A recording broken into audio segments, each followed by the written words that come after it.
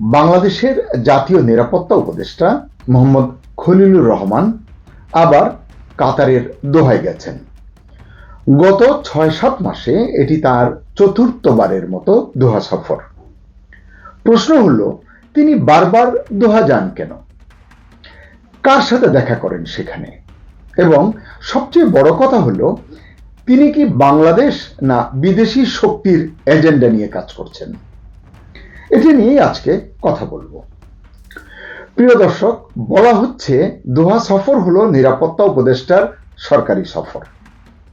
তাহলে সরকারি যে কাজ, সরকারি কাজের জন্য যেসব কাগজপত্র তৈরি হয় সেসব কাগজে এত গোপনীয়তা কেন? মানে যে অফিস আদেশ হয় সেখানে গোপনীয়তা কেন? এত নীরবতা কেন সরকারের তরফ থেকে?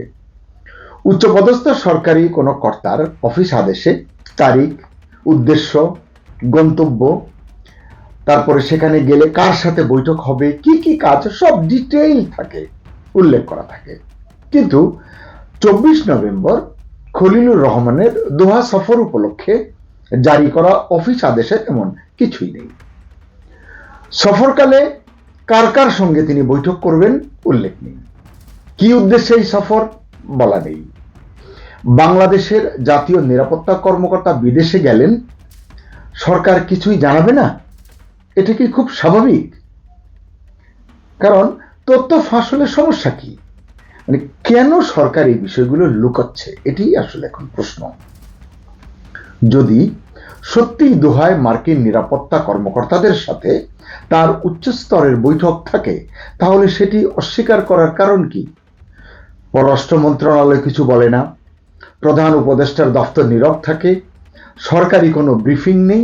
কিন্তু এ বিষয়ে কাতার জানে, যুক্তরাষ্ট্র জানে, এমনকি ভারতও নাকি জানে।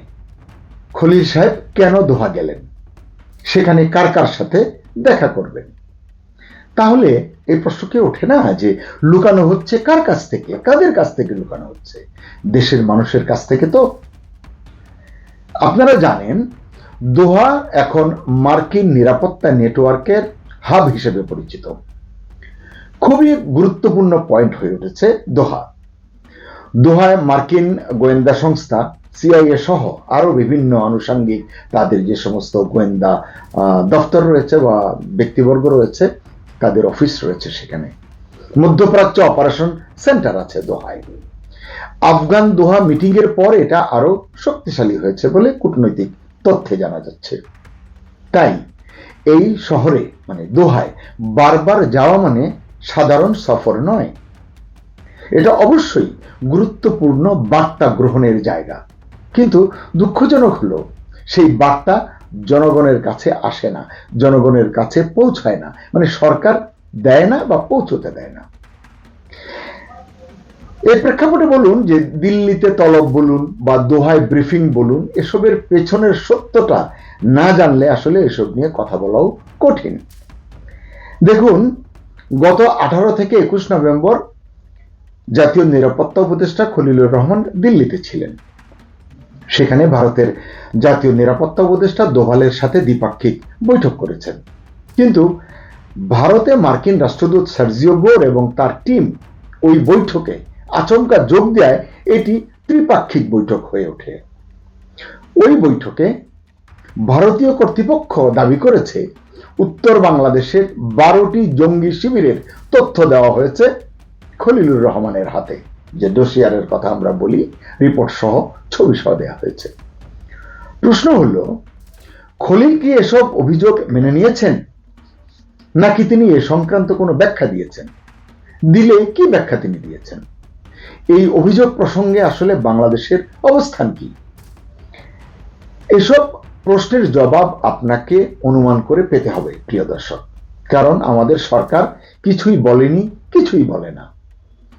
আবার দিল্লি থেকে ফেরার 5 দিন পরই খলিল কাতারের দোহায় গেলেন। মানে ওই যে বলছিলাম মার্কিন নিরাপত্তা হাব, সেখানে গেলেন। এটি কি কাকতালীয় না পূর্ব পরিকল্পিত? নিজেই প্রশ্ন করুন, নিজেই উত্তর খুঁজুন, কারণ সরকার জবাব দেবে না, অন্তত দিতে অভ্যস্ত নয়। খলিলুর রহমানের বারবার বিদেশ সফরের প্যাটার্ন যদি আপনি বিশ্লেষণ করেন, তাহলে আপনার কাছে বেশ কিছু বিষয় পরিষ্কার হয়ে যাবে। চলুন তার সাম্প্রতিক সফরের টাইমলাইনটা দেখি। দিল্লি সফর এই হিসাবে রাখছি না, কারণ এ সংক্রান্ত কন্টেন্ট করেছি, সেখানে বিস্তারিত আলাপ করেছি। তাহলে দেখি, এপ্রিলে তিনি জাতীয় নিরাপত্তা উপদেষ্টা হিসেবে নিয়োগ পেয়েছেন। এরপরে প্রথম তিনি দোহায় গেলেন সফরে 26 মে, এবং তখন আমরা জানলাম যে তিনি সেখানে মার্কিন নিরাপত্তা কর্মকর্তাদের সঙ্গে বসেছিলেন, তাদের কাছ থেকে ব্রিফ নিয়েছেন। এরপরে 26 জুলাই তিনি দ্বিতীয়বার দোহা গেলেন। তখনও যুক্তরাষ্ট্রের কর্মকর্তা, নিরাপত্তা গোয়েন্দা সংস্থার কর্মকর্তা তাদের সঙ্গে বৈঠক করলেন, এবং সেখান থেকে তিনি মার্কিন যুক্তরাষ্ট্রে গেলেন। সেখানে গিয়েও তিনি আবার যথারীতি ওয়াশিংটনে উচ্চ পদস্থ কর্মকর্তাদের সঙ্গে বৈঠক করলেন, নিরাপত্তা কর্মকর্তাদের সঙ্গে বৈঠক করলেন। যাই হোক, এরপর 28 আগস্ট তৃতীয়বার তিনি দোহা গেলেন, এবং শোনা যায় ওই সময় জামাতের আমির দোহা গিয়েছেন, এনসিপির দু একজন নেতাও নাকি তখন আপনার দোহা গিয়েছেন, এরকম একটি গুঞ্জন কিন্তু আমরা শুনেছি। যাই হোক, এরপর 3 সেপ্টেম্বর তিনি বেইজিং সফর করেছেন। এরও আসলে বিশেষ কারণ জানা যায়নি, সরকারের তরফ থেকে কিছু বলা হয়নি। এরপর সেপ্টেম্বরের শেষ সপ্তাহে তিনি আবার যুক্তরাষ্ট্রে গেছেন, এবং জাতিসংঘ সম্মেলন চলাকালে তার কি কাজ, এটি আপনি আমি প্রশ্ন তুলতেই পারি। প্রধান উপদেষ্টা গেছেন, তার সঙ্গে এবার 8 জন উপদেষ্টা গেছেন, তার ভিতরে তিনি একজন ছিলেন। কি কাজ, এটি আমরা দেখিনি, আমরা বুঝিনি। আসলে এই সমস্ত তার গতিবিধি, এটি আমাদের পক্ষে বোঝা সত্যিই মুশকিল। এরপর যে সর্বশেষ আজকে 25 নভেম্বর চতুর্থবারের মতো তিনি দোহা গেলেন। শোনা যাচ্ছে এবারও তিনি মার্কিন কর্মকর্তা এবং নিরাপত্তা এবং গোয়েন্দা সংস্থার কর্মকর্তাদের সঙ্গে বৈঠক করবেন। 28 তারিখ তিনি ফিরে আসবেন, এমনটি এখন পর্যন্ত জানা গেছে। এখানে একটি বিষয় পরিষ্কার, খলিলুর রহমানের প্রতিটি দোহা সফরেই এই যে মার্কিন নিরাপত্তা প্রতিষ্ঠান বা কর্মকর্তাদের সাথে বৈঠক হয়, তাহলে কি প্রশ্ন জায়গা স্বাভাবিক নয়, তিনি আসলে কার? বাংলাদেশের নিরাপত্তা উপদেষ্টা তিনি, নাকি বিদেশি কোনো শক্তির প্রজেক্ট অফিসার? আচ্ছা, বাংলাদেশের নিরাপত্তা উপদেষ্টা থাকা বা রাখা এটা জরুরি হলো কবে থেকে? গত 54 বছরে বাংলাদেশে কখনো কোনো জাতীয় নিরাপত্তা উপদেষ্টা ছিল না। আলাদা নিরাপত্তা দপ্তর, বিদেশ নির্ভর নিরাপত্তা সমন্বয়, এসব কিছুই আমরা দেখিনি, এসব কিছুই লাগেনি। তবু দেশ তো চলেছিল, সিদ্ধান্ত হয়েছিল ঢাকা থেকেই, পররাষ্ট্র মন্ত্রণালয় থেকেই, বা প্রতিরক্ষা মন্ত্রণালয় থেকেই, বা প্রধানমন্ত্রীর দপ্তর থেকে। যাই হোক, কিন্তু এখন একজন নিরাপত্তা উপদেষ্টা নিয়োগ দেওয়া হলো, দিলেন ইউনূস সাহেব, এবং এই নিরাপত্তা উপদেষ্টা যিনি দেশে থাকার চেয়ে বিদেশে থাকাই বেশি পছন্দ করেন, তার উপর এত দায়িত্ব কেন? এটি জনগণ প্রশ্ন তুলতেই পারে। জানি আমরা উত্তর পাবো না, কিন্তু প্রশ্নটা তুলে রাখলাম। কারণ এই নিরাপত্তা উপদেষ্টার কোনো অর্জন সম্পর্কে জনগণ কিছুই জানে না। এপ্রিলে নিয়োগ দেওয়া হয়েছে, এখন নভেম্বর, তার অর্জন কি এটি আমরা কেউ জানি না। কিন্তু তিনি শুরু থেকেই বিদেশ সফরে ব্যস্ত। মানে জানি না এটা আবার কোন মডেলের নিরাপত্তা। এই সরকার মুখে মুখে, মানে অন্তর্বর্তী সরকার, ইউনূস সরকার মুখে মুখে স্বচ্ছতার কথা বলে, জবাবদিহিতার কথা বলে, গণতন্ত্রের কথা বলে, কিন্তু নিরাপত্তা উপদেষ্টা দিল্লি যান, দিল্লি ঘুরে চলে আসেন, সে বিষয়ে প্রাপ্তি অপ্রাপ্তির কোনো ব্রিফিং করা হয় না। নিরাপত্তা উপদেষ্টা দোহায় যান, এ নিয়ে কোনো তথ্য দেওয়া হয় না। মার্কিন কর্মকর্তাদের সাথে দেখা করেন, বৈঠক করেন, কি কি চুক্তি করেন, কি কি বিষয়ে সম্মত হন, এর কারণ এবং বিবরণ সব গোপন রাখা হয়। সব মিলিয়ে এইসব সফরে দেশের অর্জন কি, এ নিয়ে কোনো ব্যাখ্যা দেওয়া হয় না। আপনারাই বলুন, এভাবে একটি দেশের নিরাপত্তা কাঠামো বা নিরাপত্তা উপদেষ্টার দফতর বা দায়িত্ব কি চলতে পারে? এজন্যই আসলে জনগণ জানতে চায় এসব সফর আসলে কার স্বার্থে। গরিব মানুষের ট্যাক্সের টাকায় এত বিদেশ সফর কি অন্যের স্বার্থে নাকি দেশের স্বার্থে? যদি দেশের স্বার্থ থাকতো, সরকার নিজেই প্রচারণা চালাতো, এটি আমি বিশ্বাস করি। কিন্তু যেহেতু চালায় না, তাহলে বুঝতে হবে এখানে অস্বস্তিকর কিছু আছে, গোপন কিছু আছে, রহস্যময় কিছু আছে, যেটা সরকার সাধারণ জনগণকে জানতে দিতে চায় না। দেশের জনগণ সব দেখে শুনে আসলে এটুকু বুঝতে পেরেছে, প্রধান উপদেষ্টা ইউনূসের মতো নিরাপত্তা উপদেষ্টাও ঘন ঘন বিমানে চড়তে ভালোবাসেন, ফার্স্ট ক্লাসে জার্নি করতে ভালোবাসেন, ভালো ভালো হোটেলে ঘুমাতে পছন্দ করেন। আসলে পছন্দটা নেহায়েত মন্দ নয়, কিন্তু জনগণ জানতে চায় এসব সফরের আসল উদ্দেশ্য কি, এর পেছনে দেশের স্বার্থটা কি। শেষ করার আগে বলতে চাই, খলিলুর রহমানের গত ৬-৭ মাসে 4 বারের দোহা সফর আসলে শুধু সফর ছিল না, বা শুধু সফর নয়, এটি একটি বার্তা, বলতে পারেন রাজনৈতিক সংকেত কিংবা ক্ষমতার সমীকরণ। তাই প্রশ্ন উঠছে, তিনি কি সত্যিই বাংলাদেশের জাতীয় নিরাপত্তা উপদেষ্টা নাকি বিদেশি শক্তির প্রজেক্ট অফিসার? আপনারা জানেন যে বাংলাদেশের এনএসএ, ন্যাশনাল সিকিউরিটি অ্যাডভাইজার বা জাতীয় নিরাপত্তা উপদেষ্টা খলিলুর রহমান গত 18 থেকে 21 তারিখ দিল্লি সফর করেছেন, এবং দিল্লি সফর করে ভারতের জাতীয় নিরাপত্তা উপদেষ্টার সাথে বৈঠক করাটা সবচেয়ে গুরুত্বপূর্ণ বিষয় ছিল। সেখানে এই অঞ্চলের নিরাপত্তা সম্মেলন, তার থেকে বড় বিষয় ছিল দোভালের সাথে বৈঠক করা। এবং বৈঠক করে এসে 5 দিনের মাথায় আজ মঙ্গলবার বাংলাদেশের জাতীয় নিরাপত্তা উপদেষ্টা খলিলুর রহমান দোহায় গেছেন। দোহা খুব গুরুত্বপূর্ণ বাংলাদেশ ষড়যন্ত্রের, বিশেষ করে মার্কিন সাম্রাজ্যবাদী ষড়যন্ত্রের মূল কেন্দ্র হচ্ছে দোহা।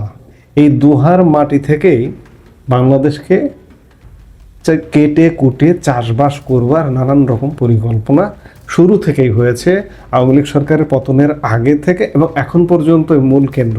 মার্কিন কর্মকর্তারা ওখানেই আসেন, ওখানেই থাকেন, এবং মধ্যপ্রাচ্যের সবচেয়ে বড় মার্কিন সামরিক ঘাঁটি কিন্তু কাতারের দোহায়, এবং সেখান থেকে পরিকল্পনা হয় 4-5 দিন।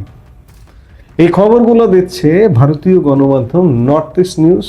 নর্থ ইস্ট নিউজের চন্দন নন্দী আজকে একটি স্টোরি করেছে। সেই স্টোরি সূত্রে জানা যাচ্ছে যে খলিলুর রহমান কাতার এয়ারওয়েজের একটি ফ্লাইট নম্বর QR639, এই ফ্লাইটে তিনি আজকে মঙ্গলবার 25শে নভেম্বর দোহার উদ্দেশ্যে উড়াল দিয়েছেন, এবং ধারণা করা হচ্ছে যে মার্কিন কর্মকর্তাদের সাথে দেখা করার পর আগামী 28 নভেম্বর শুক্রবার তিনি দেশে ফিরবেন। নর্থ ইস্ট নিউজ বলছে যে খলিলুর রহমান এর আগেও কাতারের দোহায় 3 বার সফর করেছেন।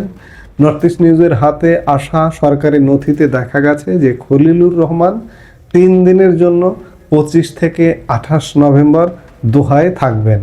দোহায় তিনি কাদের সাথে দেখা করবেন তা সঠিক রেকর্ডে না থাকলেও বাংলাদেশের নিরাপত্তা সূত্র জানিয়েছে তিনি সম্ভবত মার্কিন কর্মকর্তাদের সাথেই দেখা করবেন। সফরের অনুমোদনের আনুষ্ঠানিক আদেশ গতকাল 24শে নভেম্বর জারি করা হয়েছে। বাংলাদেশের জাতীয় নিরাপত্তা উপদেষ্টার দোহা সফরকে গুরুত্বপূর্ণ বলে মনে করা হচ্ছে, বিশেষ করে 19 নভেম্বর ভারতের রাজধানীতে দোভালের সাথে বৈঠকের আলোকে, যেখানে তারা আঞ্চলিক নিরাপত্তা সম্পর্কিত গুরুত্বপূর্ণ বিষয়গুলো নিয়ে আলোচনা করেছেন, যার মধ্যে রয়েছে বাংলাদেশের উত্তরাঞ্চলের কিছু অংশে অবস্থিত শিবির থেকে পরিচালিত ইসলামপন্থী সন্ত্রাসী গোষ্ঠীগুলির ক্রমবর্ধমান হুমকি। এই প্রসঙ্গে সূত্র জানিয়েছে যে ভারতীয় পক্ষ ভারত বাংলাদেশ সীমান্তে 2 থেকে 3টি বাংলাদেশি জেলায় কমপক্ষে 12টি শিবিরের উপস্থিতি সম্পর্কিত প্রমাণ সরবরাহ করেছে খলিলুর রহমানকে। পার্বত্য চট্টগ্রাম এবং রংপুর বিভাগে অবস্থিত ক্যাম্পগুলি ভেঙে ফেলার জন্য বাংলাদেশি নিরাপত্তা বাহিনী কর্তৃক কোনো স্পষ্ট প্রচেষ্টার লক্ষণ দেখা যায়নি খলিলুর রহমান ফিরে আসার পরেও, ভারতীয় প্রেসক্রিপশনের পরেও। তবে গতকাল 24শে নভেম্বর ত্রিপুরা সংলগ্ন কুমিল্লা জেলায় বাংলাদেশ সেনাবাহিনীর একটি ইউনিট এমন একটি ক্যাম্প ধ্বংস করার চেষ্টা করে, যা ইঙ্গিত দেয় যে ভারতীয় জাতীয় নিরাপত্তা উপদেষ্টার সতর্কতামূলক বক্তব্য খলিলুর রহমানের ওপর কিছুটা ইতিবাচক প্রভাব ফেলতে পারে। তবে আরও আকর্ষণীয় বিষয় হলো যে খলিলুর রহমানের দোহা সফর, যা গত বছরের আগস্টে বাংলাদেশের শাসন পরিবর্তনে ভূ রাজনৈতিক প্রভাব ঘনিষ্ঠভাবে পর্যবেক্ষণকারী মার্কিন নিরাপত্তা কর্মকর্তাদের জন্য একটি গুরুত্বপূর্ণ স্থান আমি শুরুতেই বলেছি। চলতি বছরের এপ্রিলে বাংলাদেশের জাতীয় নিরাপত্তা উপদেষ্টা হিসেবে নিযুক্ত হওয়ার পর থেকে খলিলুর রহমান দোহায় 3 বার সফর করেছেন। তবে এই সফরের ফলাফল এবং সেখানে তিনি মার্কিন কর্মকর্তাদের সাথে দেখা করেছেন সে সম্পর্কে ঢাকা থেকে খুব একটা স্পষ্ট বার্তা পাওয়া যায়নি। বাংলাদেশের জাতীয় নিরাপত্তা উপদেষ্টা কাতার এয়ারওয়েজের একটি ফ্লাইটে QR639 প্রথম দফায় সফর করেন। সরকারি সফর হিসেবে বিবেচিত খলিলুর রহমান কাতারের রাজধানীতে মার্কিন সামরিক ও নিরাপত্তা কর্মকর্তাদের সাথে দেখা করেন এবং তাদের কাছ থেকে সংবেদনশীল বিষয়গুলো নিয়ে ব্রিফিং নেন বলে জানা গেছে। মে মাসে দোহা সফরের কয়েকদিন আগে ঢাকায় নিযুক্ত মার্কিন চার্জ দ্য অ্যাফেয়ার্স ট্রেসিয়ান জ্যাকবসনও ওয়াশিংটন ডিসিতে যাওয়ার আগে কাতারের রাজধানীতে ছিলেন। খলিলুর রহমান 26শে জুলাই দোহায় ছিলেন, যেখানে তিনি আবার মার্কিন কর্মকর্তাদের সাথে দেখা করেন এবং 5ই আগস্ট ঢাকায় ফিরে আসেন। দোহায় তার তৃতীয় সফর ছিল 28শে আগস্ট। পরের দিন তিনি ঢাকায় ফিরে আসেন। তিনি রোহিঙ্গা রাখাইন মধ্যস্থতার কৌশল তৈরির জন্য উচ্চপদস্থ কর্মকর্তাদের সাথে একটি বৈঠকে অংশ নিতে দোহায় ছিলেন বলে ধারণা করা হচ্ছে। দোহা থেকে ফিরে আসার পরপরই খলিলুর রহমান 3 সেপ্টেম্বর থেকে 2 দিনের বেইজিং সফরে যান।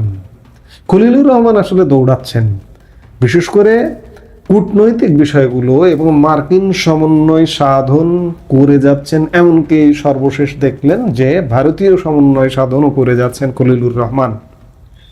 মার্কিন পরামর্শ বুদ্ধি করতেই দোহাতে গেছেন বলে ধারণা করা হচ্ছে। কিছু পরিবর্তন দিল্লি থেকে ফিরে আসার প্রায় 5 দিন হয়ে গেছে, 4-5 দিন হয়ে গেল। এখনো পর্যন্ত বাংলাদেশে যে খুব একটা গুণগত পরিবর্তন হয়েছে, দিল্লির প্রেসক্রিপশন যে শুনেছে, এটি এখনো পর্যন্ত দৃশ্যমান নয়। তবে গতকালকে ত্রিপুরা সংলগ্ন একটি জঙ্গি ঘাঁটি সেনাবাহিনীর গুড়িয়ে দেওয়া, এটি কিছুটা ইতিবাচক বিষয়ে লক্ষ্য করা যাচ্ছে। এখন খলিলুর রহমান দোহা থেকে ফিরে আসার পর আরও কি ঘটে সেগুলো দেখতে হলে আমাদের অপেক্ষা করতে হবে। আসলে সত্যিকার অর্থে আমরা যেভাবে আশা করেছিলাম একটা পরিবর্তন হবে হয়তো, যে ভারত থেকে খলিলুর রহমান ফিরে আসবার পরে, এখনো পর্যন্ত আমি এই কথাগুলো বললে অনেকে হতাশ হয়ে যান। না, হতাশার কিছু নেই, কাজ চলছে। তবে আজকেও এখনো চূড়ান্তভাবে বলার সময় আসেনি যে মার্কিন চলে যাচ্ছে, ইউনূস চলে যাচ্ছে। অনেকে বলবেন হ্যাঁ হয়ে গেছে, সব কিছু হয়ে গেছে। এখনো কাজ চলছে, এখনো চলমান। ভারত কাজ করছে, মার্কিন যুক্তরাষ্ট্র কাজ করছে, বাংলাদেশ সরকারের এই যে নেগোসিয়েট করেন যিনি খলিলুর রহমান, তিনিও কাজ করছেন, দৌড়ে বেড়াচ্ছেন। কাল দিল্লি তো আজকে দোহা, এই করে বেড়াচ্ছেন। কাজেই চূড়ান্ত সমাধানের জন্য হয়তো আমাদের আরও কিছু সময় অপেক্ষা করতে হবে। এর মধ্যে নয়াদিল্লি সফরে আসছেন ভ্লাদিমির পুতিন, রাশিয়ান প্রেসিডেন্ট। নানান ঘটনা আছে। এই ঘটনাগুলোর জন্য আমাদের অবশ্যই অপেক্ষা করতে হবে এবং দেখতে হবে। হতাশ হওয়া যাবে না, পরিবর্তন সুনিশ্চিত বাংলাদেশের। এটি সময়ের ব্যাপার। কারণ একটা দেশ কতটা ব্যর্থ হলে আর পরিবর্তন হতে পারে? কারণ আজ থেকে 1.5 বছর আগেও মানুষ দেখেছে বাংলাদেশকে, আজকে 1.5 বছর পরে দেখছে। ব্যর্থতার তো একটা লিমিট আছে, লিমিট ক্রস করে গেছে। কাজে পরিবর্তন আসন্ন। আমরা অপেক্ষা করি এবং দেখি কি ঘটতে যাচ্ছে।